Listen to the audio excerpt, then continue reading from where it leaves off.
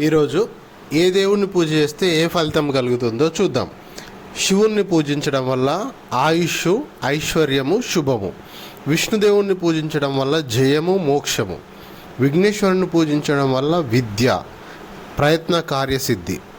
లక్ష్మీదేవిని పూజించడం వల్ల ధనధాన్య సిద్ధి, సుఖ సంతోషాలు. ఆంజనేయ స్వామిని పూజించడం వల్ల భయము, నిర్భయత్వము, కార్యసిద్ధి కలుగుతుంది. వెంకటేశ్వర స్వామిని పూజించడం వల్ల అభీష్ట సిద్ధి. దక్షిణామూర్తిని సేవించడం వల్ల మేధస్సు, జ్ఞానము, యశస్సు కలుగుతాయి. సూర్యదేవుణ్ణి పూజించడం వల్ల ఆరోగ్యము, కీర్తి. చంద్రుణ్ణి పూజించడం వల్ల మనశ్శాంతి, సద్భావము, ధన ధాన్యాభివృద్ధి. కుజుని పూజించడం వల్ల ధైర్యము, శత్రుజయము, రుణ విమోచనము.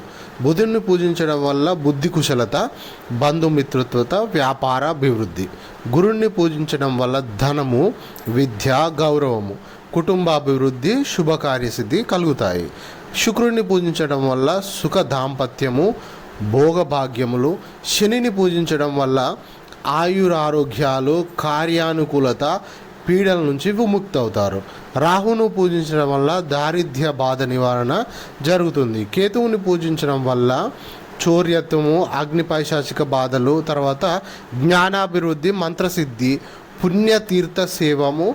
ఏళ్ళనాటి శని నుంచి మీరు విముక్తి అవుతారు. ఇట్లాంటి వీడియోల కోసం షేర్ చేయండి, సబ్స్క్రైబ్ చేయండి, లైక్ చేయండి. Thank you friends.